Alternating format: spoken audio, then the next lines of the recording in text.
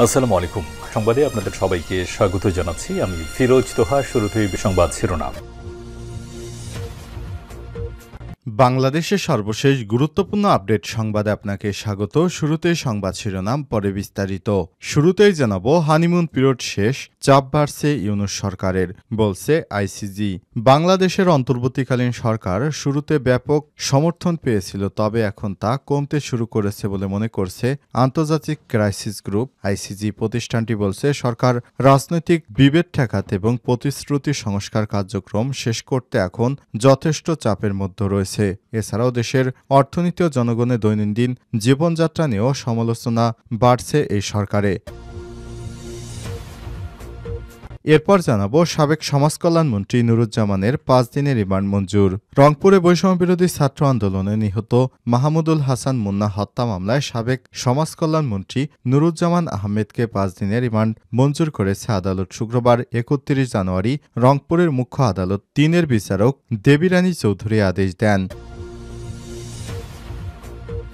এদিকে অনশনে অসুস্থ হয়ে পড়ছেন তিতুমির কলেজের শিক্ষার্থী বেলাল, নেওয়া হলো হাসপাতালে।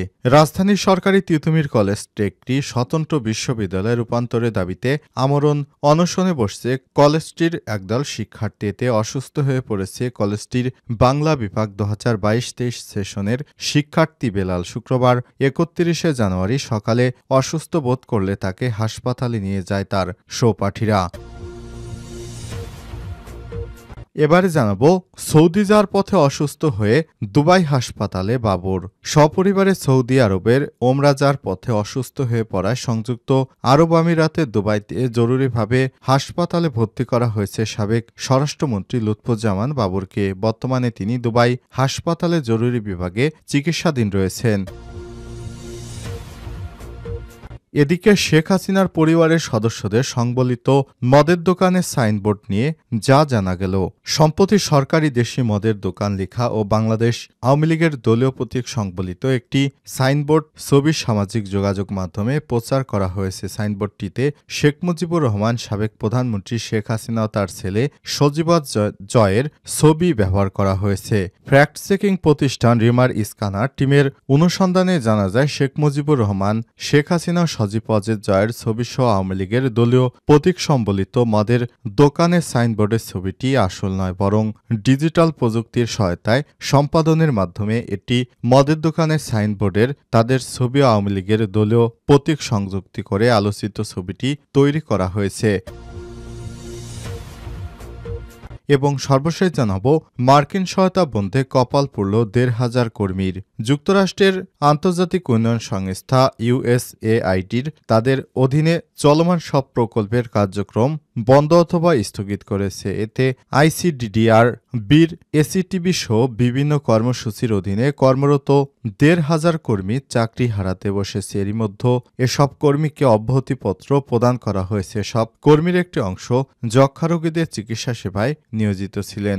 যারা বিভিন্ন হাসপাতালে যক্ষ্মা রোগীদের সেবা দিয়ে আসছিলেন, তাদের কর্মস্থলে অনুপস্থিত থাকতে বলায় সারা দেশে যক্ষ্মা রোগীরা বিপাকে পড়েছে। প্রিয় দর্শক, এতক্ষণ শুনছিলেন সংবাদ শিরোনাম, এবারে বিস্তারিত। তবে তার আগে বন্ধুরা, অনুরোধ থাকবে, আপনি বিশ্বের কোন দেশ থেকে আমাদের সংবাদটি দেখছেন এবং শুনছেন কমেন্ট করে জানিয়ে দিন। এই ভিডিওটিতে একটি লাইক দিয়ে দিন। এই চ্যানেল আপনি নতুন হয়ে থাকলে আমাদের সংবাদটি দেখতে দেখতে চ্যানেলটি সাবস্ক্রাইব করে রাখুন, যাতে করে বন্ধুরা আমাদের পরবর্তী লেটেস্ট আপডেট সংবাদগুলো সবার আগে আপনার কাছে পৌঁছে যায়। এবারে বিস্তারিত। হানিমুন পিরিয়ড শেষ, চাপ বাড়ছে ইউনূস সরকারে, বলছে আইসিজি।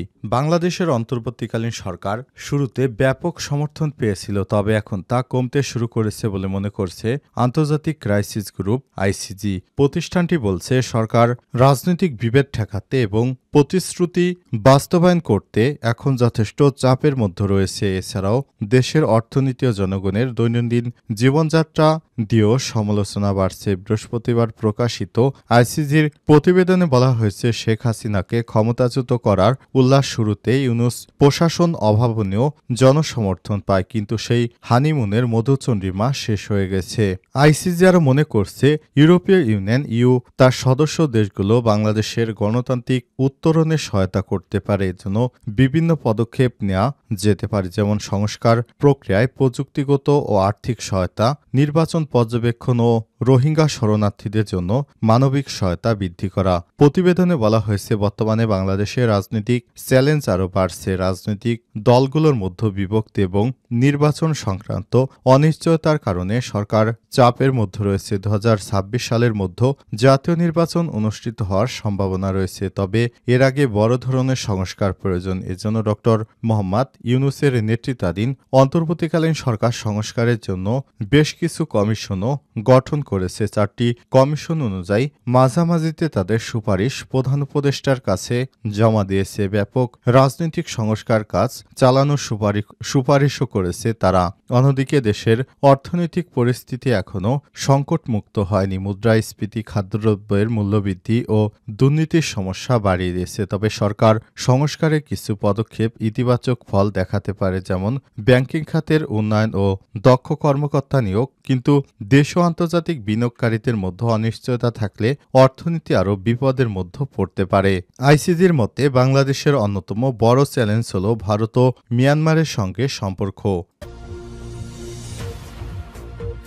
সাবেক সমাজকল্যাণ মন্ত্রী নুরুজ্জামান 5 দিনের রিমান্ডে। রংপুরে বৈষম্যবিরোধী ছাত্র আন্দোলনে নিহত মাহমুদুল হাসান মুন্না হত্যা মামলায় সাবেক সমাজকল্যাণ মন্ত্রী নুরুজ্জামান আহমেদকে 5 দিনের রিমান্ড মঞ্জুর করেছে আদালত। শুক্রবার 31 জানুয়ারি সকালে রংপুর মুখ্য মহানগর আদালত 3-এর বিচারক দেবীরানী চৌধুরী আদেশ দেয়। এর আগে সকাল 9টায় মহানগর কোতোয়ালি থানা থেকে তাকে কড়া প্রহরায় আদালতে নিয়ে আসা হয়। শুনানিতে এ মামলার পূর্ণাঙ্গ তদন্তের জন্য 15 দিনের রিমান্ড আবেদন করেন তদন্তকারী কর্মকর্তা কোতোয়ালি থানার পরিদর্শক এসআই মোস্তাফিজুর রহমান। রিমান্ডের বিরোধিতা করে জামিন ও রিমান্ড বাতিলের আবেদন করেন আসামিপক্ষের আইনজীবী ইতফা আক্তার। বৃহস্পতিবার 30 জানুয়ারি রাত 9:30টার দিকে রংপুর শহরের সেন্ট্রাল রোডের ডাক অফিসের গলিতে আত্মীয়র বাসা থেকে তাকে গ্রেপ্তার করে পুলিশ। পরে শারীরিক পরীক্ষার জন্য তাকে রংপুর মেডিকেল কলেজ হাসপাতালে নেওয়া হয়। সেখান থেকে বেরিয়ে আসার সময় বিক্ষুব্ধ শিক্ষার্থী ও জনতা তাকে লক্ষ্য করে বিভিন্ন স্লোগান দেয় এবং ডিম ছুড়ে প্রতিবাদ জানায়। নুরুজ্জামান আহমেদ আওয়ামী লীগ সরকার আমলে 2 দফা প্রতিমন্ত্রী ও মন্ত্রী হিসেবে দায়িত্ব পালন করেছেন। গত বছর জাতীয় সংসদ নির্বাচনে এমপি নির্বাচিত হলে মন্ত্রিত্ব পান। গত বছরের 5 আগস্ট আওয়ামী লীগ সরকারের পতনের পর থেকে আত্মগোপনে ছিলেন তিনি। লালমনিরহাট 2, কালীগঞ্জ ও আদিতমারী আসন থেকে সংসদ সদস্য নির্বাচিত হয়েছিলেন তিনি। অনশনে অসুস্থ হয়ে পড়েছেন তিতুমীর কলেজের শিক্ষার্থী বেলাল, নেওয়া হলো হাসপাতালে। রাজধানীর সরকারি তিতুমীর কলেজকে একটি স্বতন্ত্র বিশ্ববিদ্যালয়ে রূপান্তরের দাবিতে আমরণ অনশনে বসেছে কলেজটির একদল শিক্ষার্থী। এতে অসুস্থ হয়ে পড়েছে কলেজটির বাংলা বিভাগের 2022-23 সেশনের শিক্ষার্থী বেলাল। শুক্রবার 31 জানুয়ারি অসুস্থ বোধ করলে তাকে হাসপাতাল নিয়ে যায় তার সহপাঠীরা। বুধবার 29 জানুয়ারি বিকাল 5টার পর থেকে কলেজটির মূল ফটকের সামনে তিতুমীর বিশ্ববিদ্যালয়ে রাষ্ট্রীয় স্বীকৃতির দাবিতে আমরণ অনশনের ব্যানারে তারা এই অনশন শুরু করেন। এ সময় তারা 7 দফা দাবি জানান। পরে বৃহস্পতিবার এই 7 দফার সঙ্গে অধ্যক্ষের পদত্যাগসহ গণ অনশনের ডাক দেন তিতুমীর কলেজের শিক্ষার্থীরা। দাবি আদায় না হওয়া পর্যন্ত সড়কে অবরোধ করে রাখেন বলেও জানান তারা।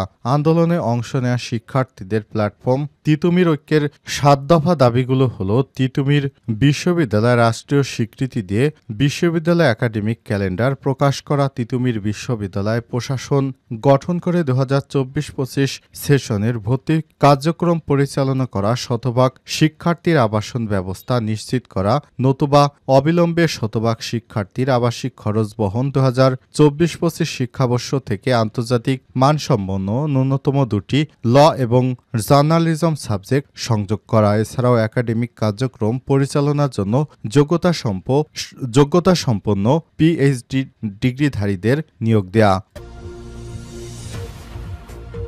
সৌদি যাওয়ার পথে অসুস্থ হয়ে দুবাই হাসপাতালে বাবর। সপরিবারে সৌদি আরবে ওমরায় যাওয়ার পথে অসুস্থ হয়ে পড়ায় সংযুক্ত আরব আমিরাতের দুবাইতে জরুরিভাবে হাসপাতালে ভর্তি করা হয়েছে সাবেক স্বরাষ্ট্রমন্ত্রী লুৎফুজ্জামান বাবরকে। বর্তমানে তিনি দুবাই হাসপাতালে জরুরি বিভাগে চিকিৎসাধীন রয়েছেন। বাবরের ঘনিষ্ঠজনরা জানিয়েছে তিনি অসুস্থতা অনুভব করলে তাকে সৌদি আরবে নিয়ে যাওয়া হবে।